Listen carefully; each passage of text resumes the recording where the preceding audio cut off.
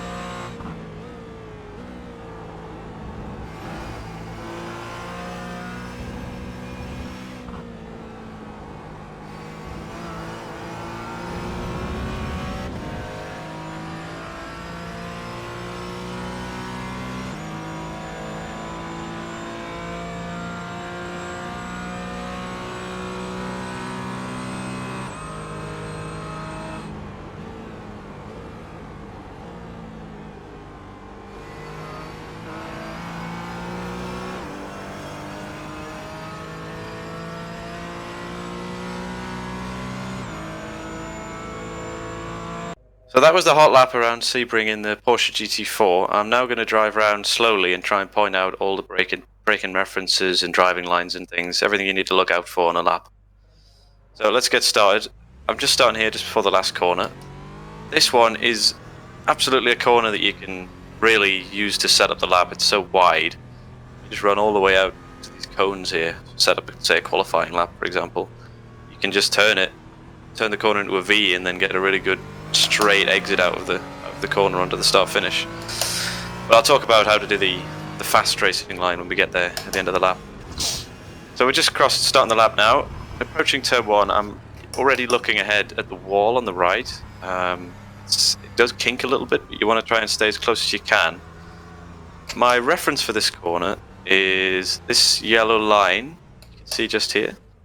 I'm braking just after that ends and sort of turning in at the same time, so it's just down one gear from 5th to 4th. And you want to try and get in as close as you can to the wall. It is a bumpy corner, so you've got to be careful of that.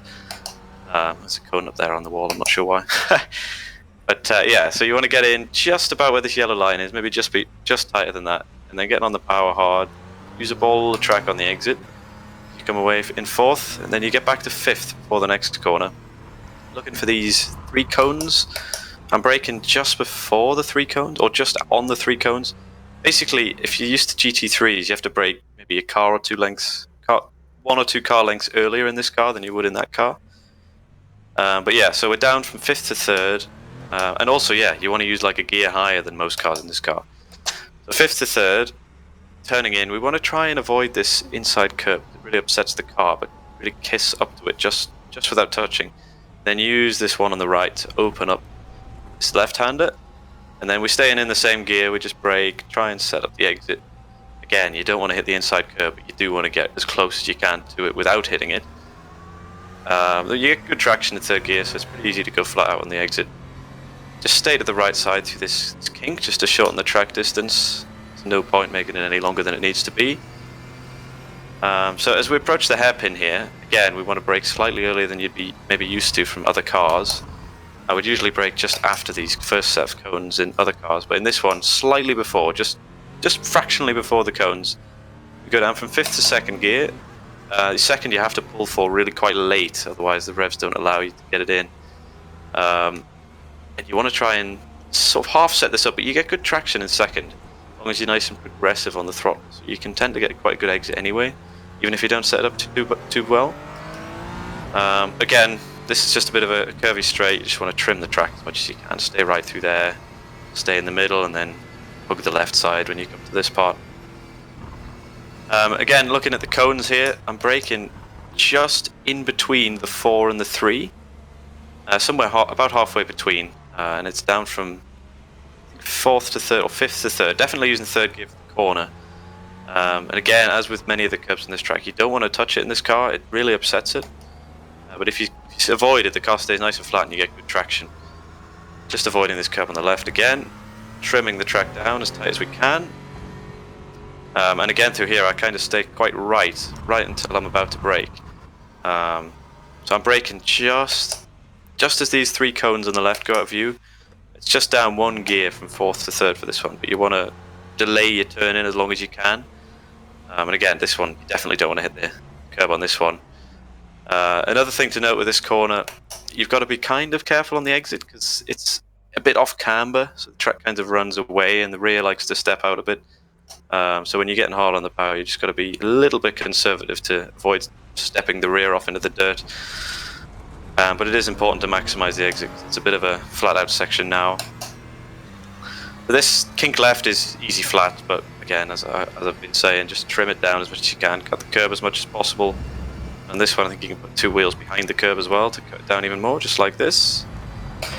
And then braking just before these 3 cones here, just about where I've stopped here, down from 5th to 3rd.